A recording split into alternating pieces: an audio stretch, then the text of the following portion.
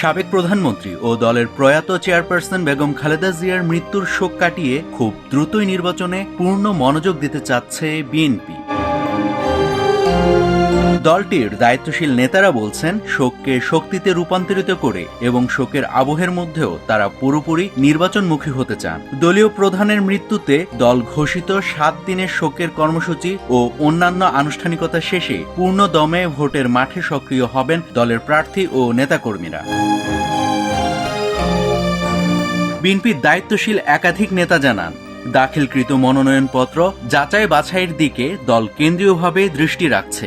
একই সঙ্গে প্রচার প্রচারণার কৌশল নির্ধারণ এবং দলীয় ইশতেহার চূড়ান্তকরণের কাজও এগিয়ে রাখছে বিএনপি।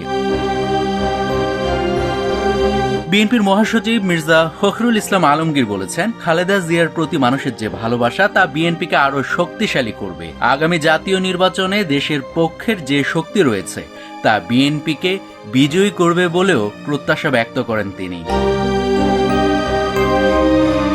এদিকে বৃহস্পতিবার গুলশানে বিএনপি চেয়ারপারসনের কার্যালয়ে সাংবাদিকদের সঙ্গে আলাপকালে দলের স্থায়ী কমিটির সদস্য সালাউদ্দিন আহমেদ বলেন, আমরা দলের চেয়ারপারসন বেগম খালেদা জিয়ার মৃত্যুর শোককে শক্তিতে পরিণত করতে চাই। সালাউদ্দিন আহমেদ বলেন, জিয়াউর রহমানের পর খালেদা জিয়ার জানাজায় এত মানুষের ভালোবাসা দেখেছি।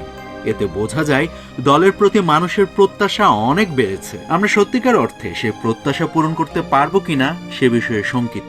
নাভিদ হাসান, সোনালী নিউজ।